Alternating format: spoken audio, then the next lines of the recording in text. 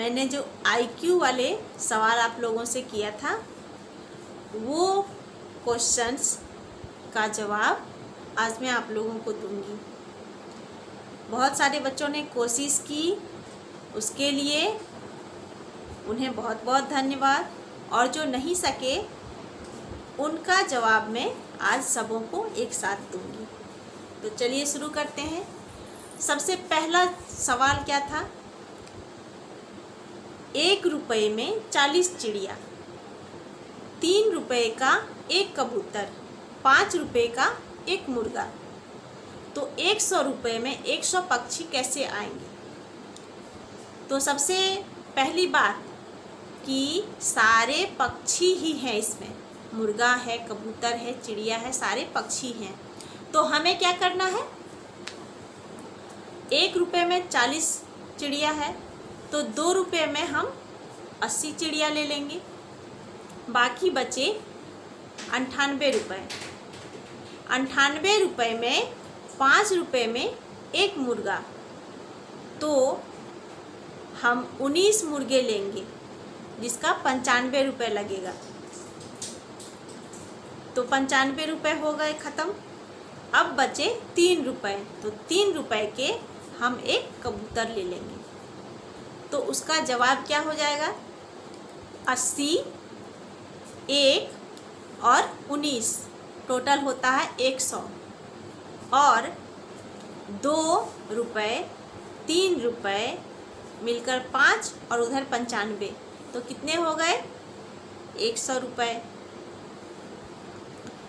तो इसका जवाब यही था। तो बहुत बच्चों ने कोशिश की, जैसे विष्णु और शिवम, इन दोनों ने बहुत अच्छी कोशिश की। बहुत बहुत मुबारक हो आप लोगों को। इसके आगे दूसरा सवाल था, एक कमरे में 3 बल्ब लगे हैं और कमरे के बाहर उन तीनों बल्बों को जलाने और बुझाने का स्विच लगा हुआ है, लेकिन आपको ये नहीं पता कि कौन सा स्विच किस बल्ब के लिए है। यदि आपको मौका दिया जाए कि आप किसी भी स्विच को ऑन या ऑफ कर सकते हैं कितनी भी बार, फिर आपको उस कमरे के अंदर जाना है और बताना है कि कौन सा स्विच किस बल्ब का है।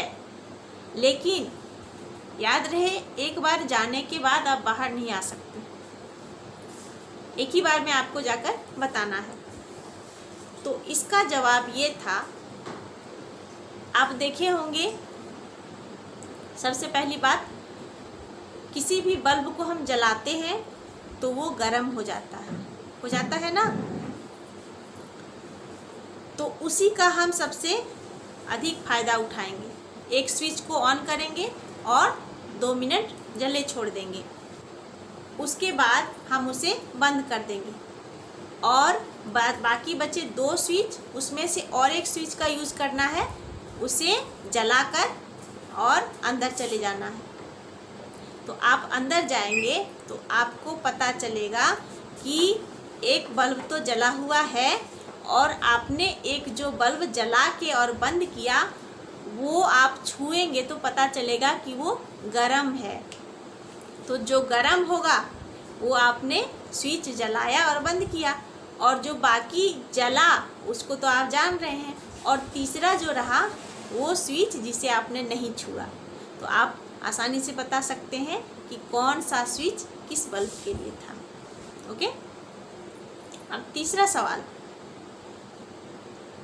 नदी के पास खड़े एक आदमी के पास एक शेर, एक बकरी और घास की एक गट्ठर है।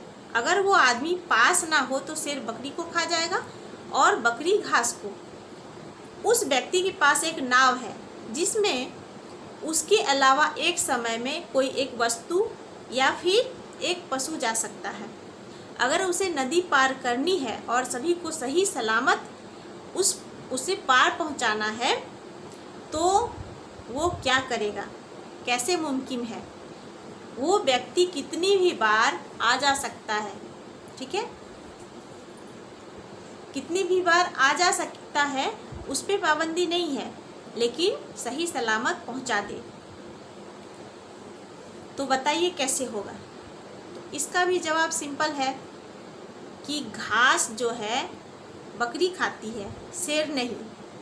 तो इसका फ़ायदा उठाएंगे तो सबसे पहले हम ले जाएंगे बकरी को वो आदमी नदी के पार ले जाएगा, वहाँ छोड़ के फिर वापस आएगा। फिर आने के बाद वो शेर को ले जाएगा, शेर को उठाएगा और फिर नदी के उस पार रखेगा और फिर साथ में फिर वहीं से बकरी उठा के वापस फिर ले आएगा साथ में। और दोबारा आने के बाद फिर इस बार बकरी को रख देगा और वापस घास को उठाकर ले जाएगा।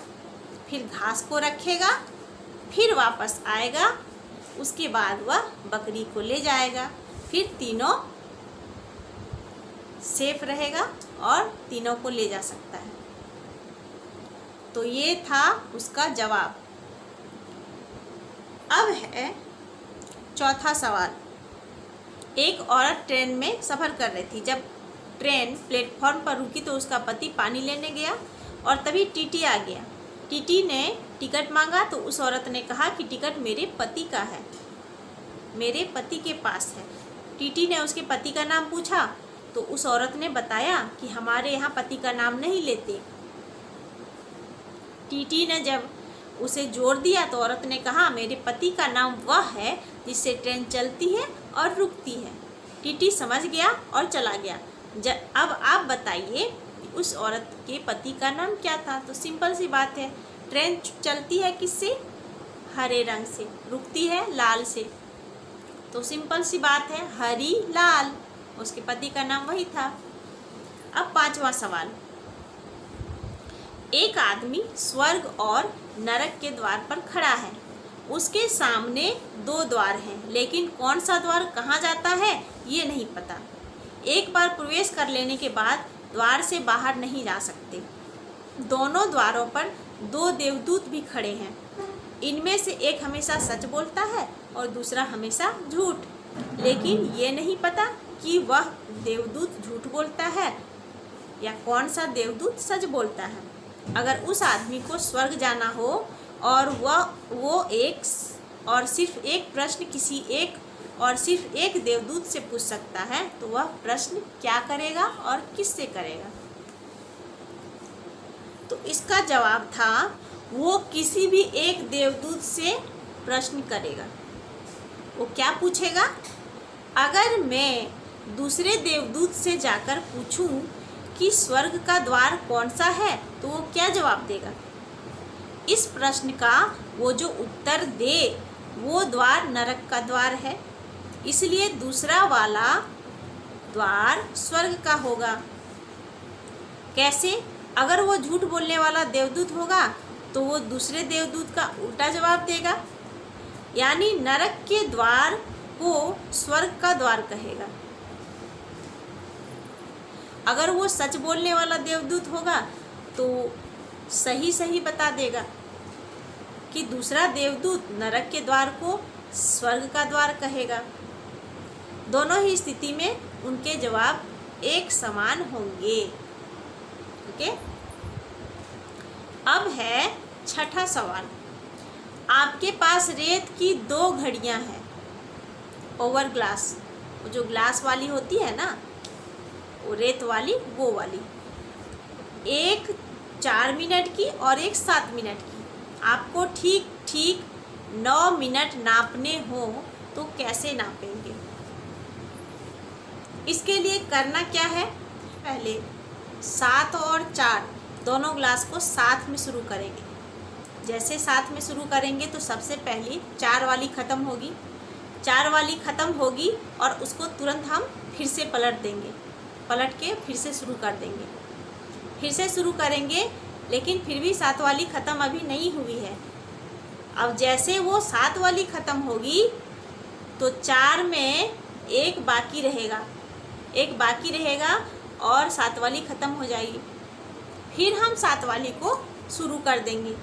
शुरू करने के बाद जब तक 4 वाली एक जो बची वो ख़त्म होगी, तब तक 1 मिनट की रेत जो है वो 7 वाली में गिरेगी। जैसे गिरेगी उसके बाद और एक बार उसको हम पलट देंगे। पलटने के बाद क्या होगा कि इधर तो 8 ख़त्म हो गया और एक जो ऊपर से आएगी साथ में वो मिलाकर 9 मिनट हो जाएगी। तो ये था इसका जवाब। अब है 7वां सवाल। सीमा ने अपने अलमारी में 12 सफ़ेद और 12 काले मोजे रखे।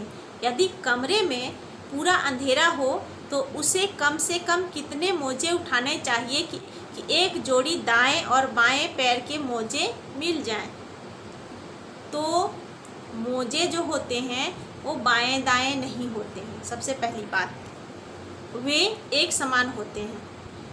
इस प्रकार यदि सीमा 3 मोजे उठाती है तो उसे एक जोड़े मोजे मिल ही जाएंगे। मोजे में उसको 2 मोजे एक कलर के जरूर मिल जाएंगे। अब है 8वां सवाल। एक कमरे में 10 लोग हैं, उनमें से एक को जुकाम हुआ है। उनमें से आधे लोगों को 1 घंटे बाद जुकाम का इन्फेक्शन हो गया। तो बताइए उनमें से कितने लोगों को जुकाम हुआ?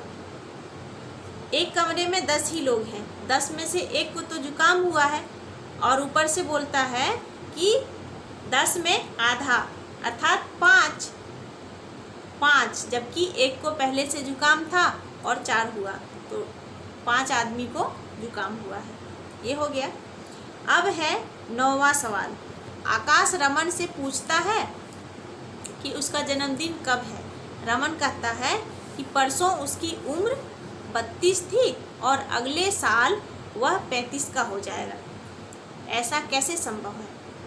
इसमें होगा वो मुमकिन इसलिए है, मान लीजिए आज का दिन 1 जनवरी, ओके, 1 जनवरी को दोनों दोस्त बात कर रहा था, ओके, और बोल रहा है कि परसों वह 32 साल का था, अर्थात 1 जनवरी से पीछे 31, 30, मतलब 30 दिसंबर को वो 32 साल का था और जैसे ही 31 दिसंबर आया मतलब कल, बीता हुआ कल में वह 33 साल का हो गया। 30 को 32 था लेकिन 31 को 33 साल का हो गया। अब नए साल जो जनवरी में बात कर रहा है उसका अंतिम महीना अर्थात 12वां महीना में फिर जो 31 दिसंबर आएगा उस दिन वह 34 साल का हो जाएगा। अगले साल वह 35 का हो जाएगा। तो 34 तो उसका इसी साल हो गया, अर्थात अगले साल वह 35 का हो जाएगा। आने वाले साल में 35 का हो जाएगा, इसलिए यह संभव था। आ गया समझ में? अब आखिरी सवाल, 10वां सवाल। आप नदी के पास हैं, आपके पास एक 5 लीटर का और एक 3 लीटर का नापने वाला डब्बा है। अगर आपको 1 लीटर पानी नापना हो तो आप कैसे नापेंगे? तो ये तो सिंपल सा इसका क्वेश्चन भी है, बहुत ही आसान है कि जब 5 लीटर और 3 लीटर है तो वो सबसे पहले 3 लीटर के डब्बे से 5 लीटर में पानी डालेगा। उसके बाद फिर दोबारा उसी 3 लीटर से फिर पानी लेकर 5 लीटर वाले डब्बे में फिर से पानी डालेगा, जिसमें से उसके 2 लीटर ही उसमें आएंगे, अर्थात जब फुल हो जाएंगे। 3 लीटर पहले डाला, फिर 3 लीटर लेके जब डालने लगा तो 2 लीटर उसमें आए, तो बाकी कितने बच गए? 1 लीटर। तो उसका नाप आ गया। 1 लीटर का जो क्वेश्चन था उसका नाप 1 लीटर आ गया। तो ये था आप लोगों का IQ टेस्ट। सभी ने कोशिश की, मेहनत की, बहुत अच्छा लगा और मैं क्वेश्चंस भेजूंगी आप लोगों को। आप लोग इसको बनाइएगा और भेजिएगा। मैं इसीलिए भेज देती हूँ ताकि आप लोग कुछ दिमागी कसरत भी घर में बैठे कर सकें, कुछ सोचने विचारने की शक्ति हो, ताकत आए आप लोगों को और मन अच्छा लगे। इसीलिए मैं आप लोगों को भेज देती हूँ, फिर से भेजूँगी। आप लोग एंजॉय करिए, लॉकडाउन में घर में रहिए और आनंदित रहिए। तब तक के लिए बाय बाय।